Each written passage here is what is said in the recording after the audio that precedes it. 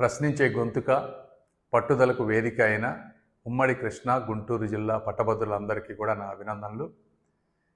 మీరు ఒకసారి గత 5 సంవత్సరాలుగా చూస్తే ఒక నిరంకుశ, అరాచక, విధ్వంసపు పాలన నుంచి ఈరోజు ఆంధ్రప్రదేశ్ ప్రజలు స్వేచ్ఛగా బ్రతికేటువంటి పరిస్థితి. కేవలం 8 నెలల్లో కూటమి ప్రభుత్వం ఆగిపోయిన Amaravati, Polavaram, steel plant, outer ring రోడ్ని మళ్ళీ కూడా రీస్టార్ట్ చేసేటువంటి పరిస్థితి. గుంతలుగా ఉన్న ప్రతి రోడ్డును కూడా ఈరోజు దాదాపుగా కంప్లీట్ చేసాం, పూడ్చి. అదేవిధంగా ప్రతి ఉద్యోగస్తులకి 1వ తారీఖున జీతాలు వచ్చేటువంటి పరిస్థితి. ప్రతి నిరుద్యోగికి ఉద్యోగం ఉండాలనే విధంగా ప్రతి నియోజకవర్గంలో 100 ఎకరాల్లో పారిశ్రామిక పార్కులు ఏర్పాటు చేయాలనే ప్లాన్ తోటి ఎక్కడెక్కడైతే పెట్టుబడులు అవసరం వాటన్నిటికీ తిరిగి పెట్టుబడులు తీసుకొస్తూ ఉద్యోగాలు తెచ్చే విధంగా నిరంతరం కష్టపడుతున్నటువంటి ప్రభుత్వం కూటమి ప్రభుత్వం.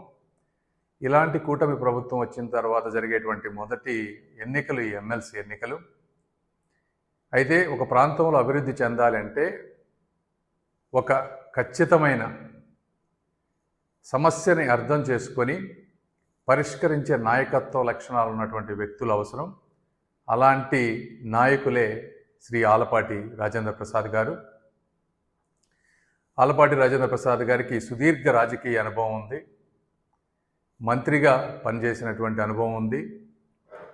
అదేవిధంగా మొన్న జరిగిన ఎలక్షన్స్లో తన సీటును త్యాగం చేసి జనసేన అభ్యర్థి శ్రీ మనోహర్ గారు గెలుపు గురించి నిరంతరం కృషి చేసినటువంటి వ్యక్తి.